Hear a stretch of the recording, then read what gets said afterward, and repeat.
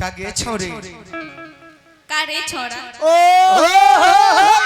कतना मूठ बोला तारू मुठ की मीठ रे उहे मीठ मीठ। हाँ तो तरा हाथ एगो बात कहियो बोलियो बाराई इज्जत से बेइज्जत करत रे।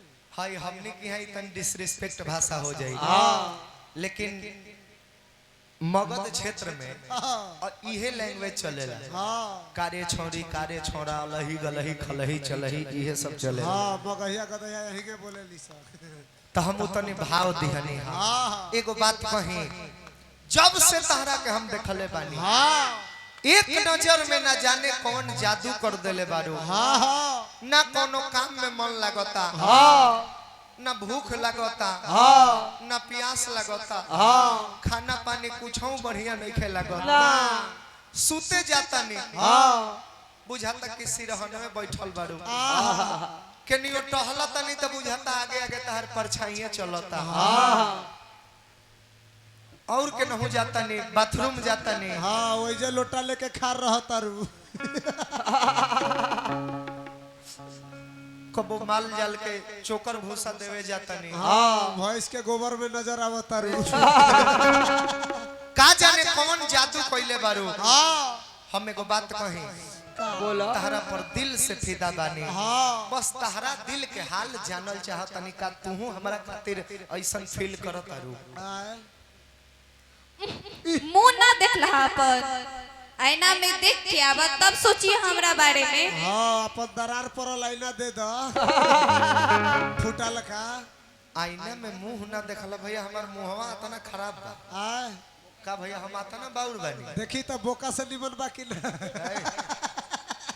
अच्छा मननी कि हम खराबे बानी बाउरे बानी हाँ बाकी लोयल कितना बानी हमार लॉयलिटी ना देखलू हा जब से तहरा बारे में सोचले बानी तहके अपना दिल में जगह देले बानी हाँ फिर गैर कोनो लड़की के देखत नहीं तो लागत कि लड़कीए नहीं हाँ लड़की ना वो भैंसी ही है। इतना तहरा के मान देले बानी हाँ हम कहत बानी अगर हमरा प्यार के प्रपोजल एक्सेप्ट करबू हाँ बाउरे समझ के तो बहुते दुआ लागी लागी आ अगर रिजेक्ट कर देबू दीवाना के दिल पर ठेस पहुंची हाँ तो हमरा बदुआ से भी बच नहीं खुश। दिल दे तो दुआ लागी आ ना तो कहियो भुआ लागी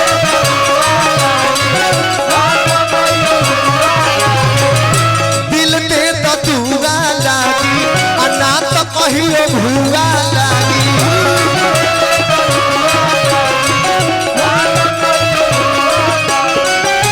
सुना बोला कि सुखले जवानी कोते रतिया में जागी जागी दिल दे दतुआ लागी अना तो कहियो भुआ लागी।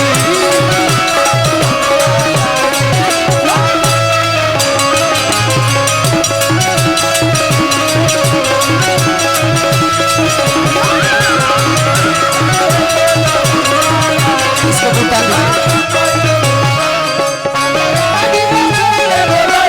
तेरा में हम लागो अपना दिल से रही तेरा में हम लागो सोचो तेरा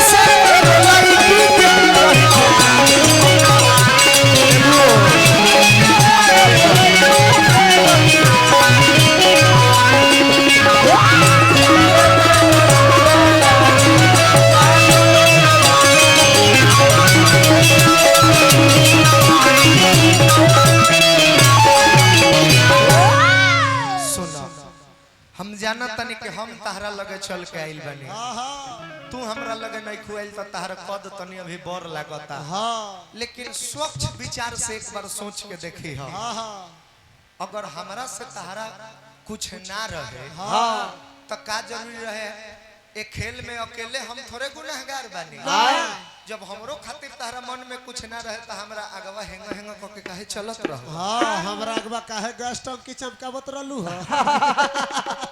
आखिर बोला हमरा बतिया में लौके जे गलती गलती के माफ करी हो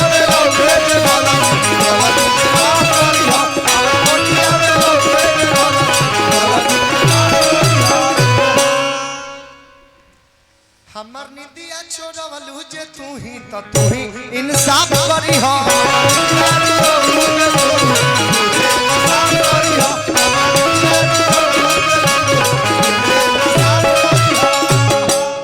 अन्न धन रुपया पति पैसा गाड़ी महल अटारी रहे ना रहे बाकी तहरा के लेके हम सपना सजौले बानी तू मिल जाइबू तो सुखलो रोटी बड़ा मजा से खाए तू मिल जाइबू तो सुखलो बड़ा हीरे लागी सुना तोहरा संगे सुखलो रोटी खाए में मलपुआ लागी आ दिल दे दतुआ लागी अनाथ हो में भुआ लागी